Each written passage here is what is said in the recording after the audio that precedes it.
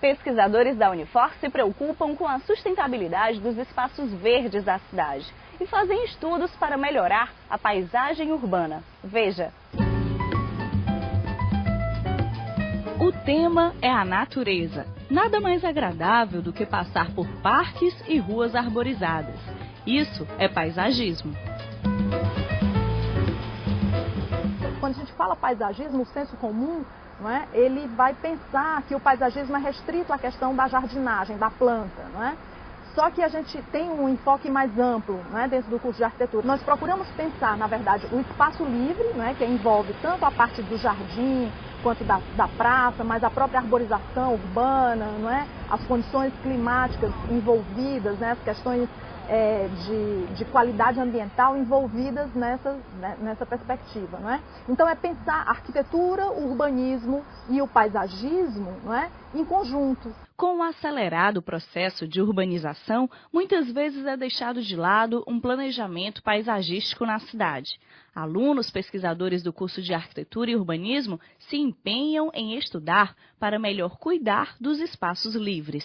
E os espaços escolhidos foram os jardins, especialmente os criados por Burle Marx. Nós vimos a possibilidade de organizar, não é? de montar esse projeto de pesquisa e aprofundar algumas questões relativas à paisagem, né? Daí o nome Laboratório da Paisagem, exatamente dentro dessa ideia de que nós temos a paisagem é algo dinâmico, né? E é algo bastante complexo. E para fazer um determinado recorte, né, nós decidimos iniciar com o estudo dos jardins históricos, no caso, jardins de Burle Marx de Fortaleza. Uma constatação, não é que a cidade de Fortaleza é um espaço bastante carente em termos de tratamento dos seus espaços livres, não é?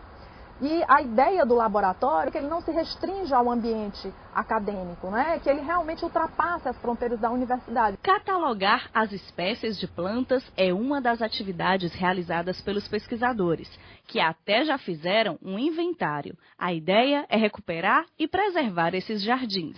Em 2006, nós fizemos o inventário dos jardins do Teatro José de Alencar, não é? E, lógico, isso não se restringe apenas ao inventário, o inventário é uma pequena parte. E, no segundo momento, eles teriam que desenvolver propostas de projeto para os jardins do teatro, né? E em 2007, nós fizemos um outro trabalho que foi exatamente os jardins da residência Benedito Macedo, né? Que esse ano vai sediar a Casa Cor, né? E aí, da mesma forma, né?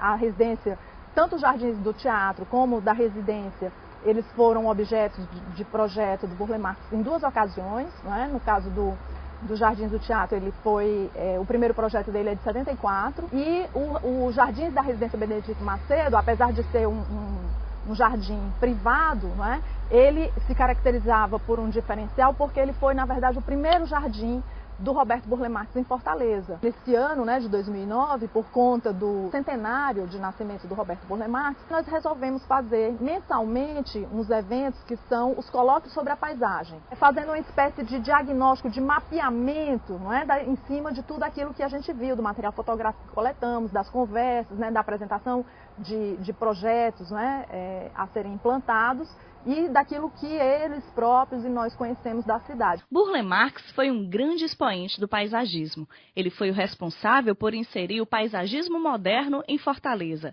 Seu desejo era criar no morador da cidade o amor à natureza. O Burle Marx ele tinha uma formação em artes plásticas, não é?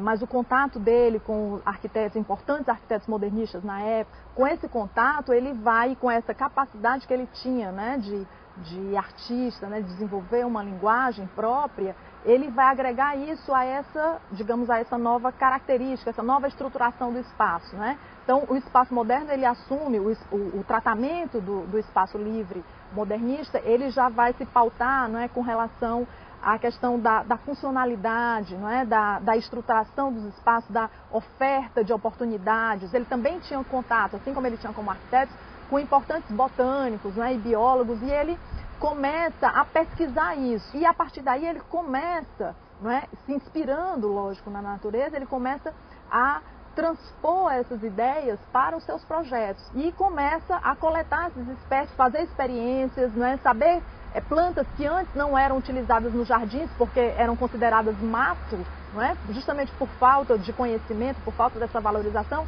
ele começa a trazer isso e começa a usar nos jardins, não é? De forma que fosse valorizar também as nossas espécies nativas. Os pesquisadores e futuros arquitetos reconhecem o trabalho do artista. Roberto Mulher Marques foi um grande arquiteto, paisagista da época moderna, que desenvolveu grandes projetos dentro do Brasil e fora também. Ele sempre procura utilizar naquela região a planta daquela região, que ela vai se adaptar melhor. Isso é o que é a grande genialidade dele, que ele consegue utilizar plantas nativas e fazer um paisagismo sempre muito interessante. Joaquim comenta como surgiu o interesse pela vegetação. Foram duas experiências que ocorreram. Uma foi quando eu subi num prédio alto lá pela Aldeota, que eu olhei para baixo, olhei a malha urbana e vi como era assim muito desagradável à vista, que é aqueles telhados de amianto, tudo desorganizado, muito feio. E outra foi quando eu estava andando a pé de um local a outro, tipo no horário entre meio-dia e 2 da tarde, que aí eu passei num local que era muito arborizado. E quando eu estava passando por esse local, o clima mudou, entendeu? Eu senti que estava mais frio, só porque tinha umas árvores naquele lugar. E mostra por que é importante ter esse cuidado com as plantas. Você, quando vai fazer um projeto paisagístico, você não pode colocar árvores que... Até você pode colocar árvores de outros locais, mas é importante que você utilize a vegetação nativa para uma própria conservação do ecossistema. A arborização urbana ela traz uma melhoria na qualidade de vida, porque tem uma renovação maior do ar, que é muito poluído nas grandes cidades, e até mesmo no microclima da região. Ficaria mais arejado e até mesmo sombra, criaria mais sombra nas ruas. Qualidade de vida da população urbana. Esse é um dos benefícios que temos quando cuidamos do meio ambiente.